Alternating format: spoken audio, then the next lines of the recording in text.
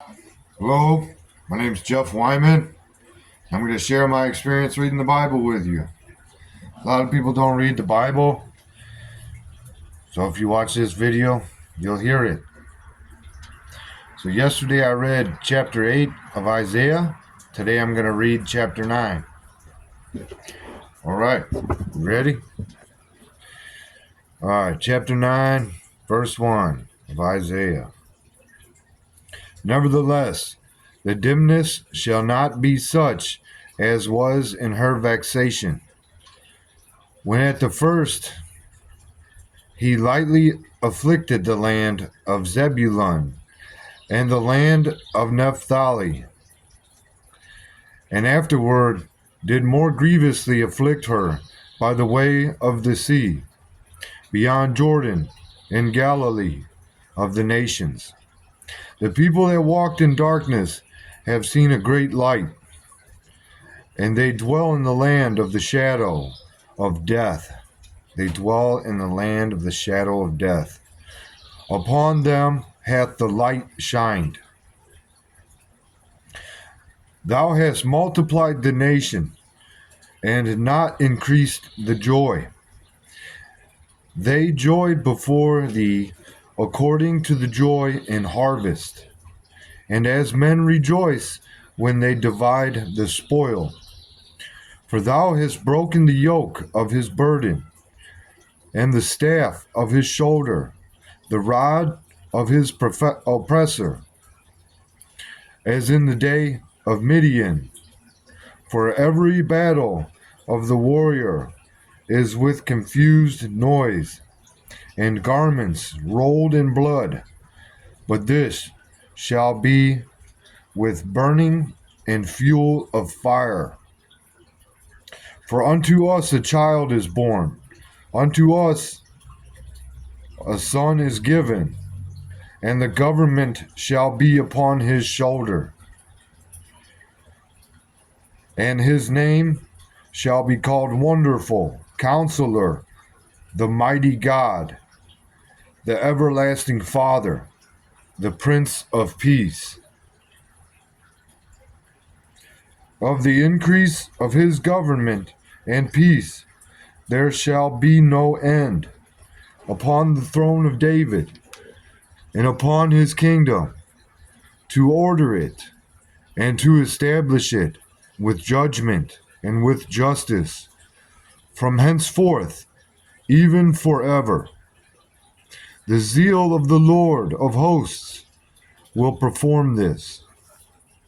The Lord sent a word into Jacob, and it hath lightened upon Israel. And all the people shall know, even Ephraim, and the inhabitants of Samaria, that say in the pride and stoutness of heart, the bricks are fallen down, but we will build with hewn stones, and sycamores are cut down, but we will change them into cedars. Therefore the Lord shall set up the adversaries of reason against him, and join his enemies together, the Syrians before, and the Philistines behind, and they shall devour Israel with open mouth. For all this his anger is not turned away, but his hand is stretched out still. For the people turneth not unto him that smiteth them, neither do they seek the Lord of hosts. Therefore the Lord will cut off from Israel head and tail, branch and rush, in one day. The ancient and honorable, he is the head, and the prophet that teacheth lies, he is the tail. For the leader of this people caused them to err, and they that are led of them are destroyed. Therefore the Lord shall have no joy in their young men, neither shall have mercy on their fatherless and widows. For every one is an hypocrite and an evildoer, and every mouth speaketh folly.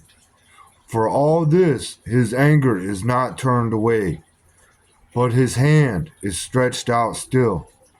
For wickedness burneth as the fire, it shall devour the briars and thorns, and shall kindle in the thickets of the forest, and they shall mount up like the lifting up of smoke. Through the wrath of the Lord of hosts is the land darkened, and the people shall be as the fuel of the fire. No man shall spare his brother, and he shall snatch on the right hand, and be hungry, and he shall eat on the left hand, and they shall not be satisfied. They shall eat every man the flesh of his own arm.